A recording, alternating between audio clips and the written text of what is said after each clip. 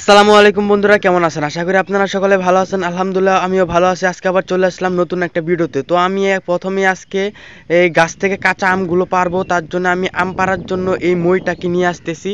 এটা অনেক দূরে রাখছিলাম আমরা। এই মইটা হচ্ছে সরকারি মই, এই মানে চঙ্গ বলে আমাদের এলাকায় এটাকে চঙ্গ বলা হয়, আপনাদের এলাকায় এটাকে কি বলা হয়। তো এটা তারপর নিয়ে আসলাম আমাদের বাসার সামনে নিয়ে আসার পর এটা আমি রাখবো হচ্ছে গিয়ে মানে হেলান দিয়ে রাখবো। আমাদের আম গাছটা যেটা আছে সেটা হচ্ছে কি আমাদের মানে বাসার উপরে, মানে গাছের ডালপালাগুলো সব আমাদের ইয়াটার উপরে, মানে আমাদের ছাদের উপরে। তার জন্য আমাদেরকে ছাদের উপরে উঠতে হবে আমগুলো পাড়ার জন্য। তার জন্য আমি মইটা নিয়ে আসলাম। তো এখন যাব আমি আমগুলো পাড়ার জন্য, এখন উঠবো উপরে। তো উপরে ওঠার জন্য আমি একটা লাঠি নিলাম, যাতে আমি লাঠি দিয়ে আমগুলো পারতে পারি। কিন্তু আমি ভাবতেও পারি না যে আমার এত কাছে আমগুলো থাকবে যে আমি হাত দিয়েই পারতে পারবো। তো ওঠার পরে দেখলাম যে আমার লাঠির কোনো প্রয়োজনই নাই এখানে। তারপরে আমি ভাবলাম যে লাঠি দিয়ে কী লাভ, তার জন্য আমি এখন লাঠি ফেলে দিলাম। আমি ফেলে দেবো, দেখেন আমার মাথার উপরে কিন্তু দেখা যাচ্ছে আমগুলো, তার জন্য আমি লাঠিগুলো ফেলে দেবো। তারপর আমি হাত দিয়ে একটা একটা করে আম পাড়তে শুরু করলাম। এই একটা পারলাম আমি, একটা আম অনেক বড় বড়।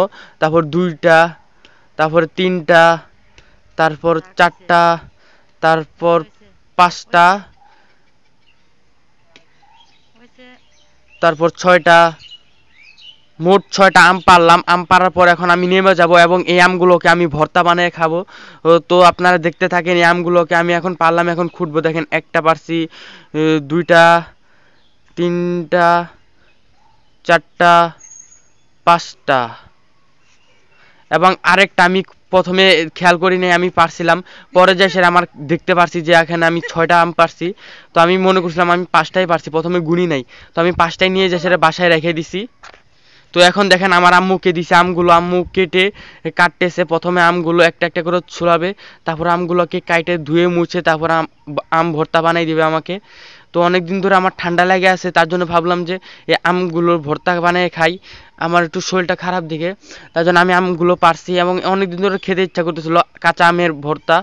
তো অনেক দিন ধরে খাই নাই আমি, তার জন্য আমি এই আমগুলো প্রথমে ভর্তা বানাবো আম্মুকে দিয়ে, তারপরে আমরা সবাই মিলে খাবো এটা। দেখছেন কত বড় বড় আম, ভিতরে আইট হয় নাই এখনো, কিন্তু অনেক কাঁচা, একদম অনেক ভালো আম, অনেক টক, অনেক চুকা। আমাদের এলাকায় চুকা বলে, কিন্তু আপনাদের এলাকায় কি বলে জানি না। তারপরে এগুলো সবগুলো এখন আমি কাটে, আম্মু কাটবে, তারপরে ভুজুরি করবে। তো আপনারা দেখতে থাকেন। এখন আম্মু আমগুলো ভুজুরি করতেছে, ভুজুরি করার পরে এগুলো লবণ মরিচ মাখায়া তারপরে খাইয়ে ফেলবো আমি। এখন আমগুলো ভুজুরি করা হচ্ছে, তারপরে লবণ হলুদ যত যা আছে। কিন্তু আমাদের এই জায়গায় যেখানে থাকি আমরা সেখানে কাসুন্দি পাওয়া যায় না, তার জন্য আমি কাসুন্দি ব্যবহার করতে পারতেছি না। শুধু লবণ মরিচ আর কাঁচা মরিচ এগুলো দিয়েই চালাতে হবে, হলুদ টলুদ এগুলো দিয়ে, চিনি এগুলো দিয়ে আমাদের পেট চালাতে হবে।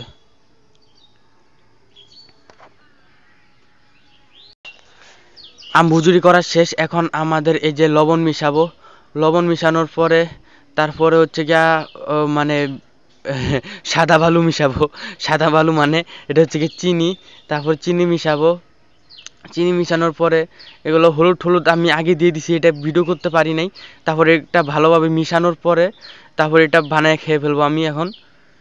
এখন ভালোভাবে মিশাবো, মিশানোর পরে আমার খাওয়া শেষ হয়ে যাবে।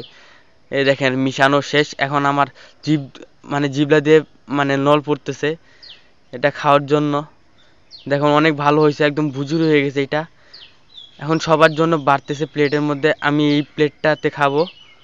এই যে শেষ। হ্যাঁ,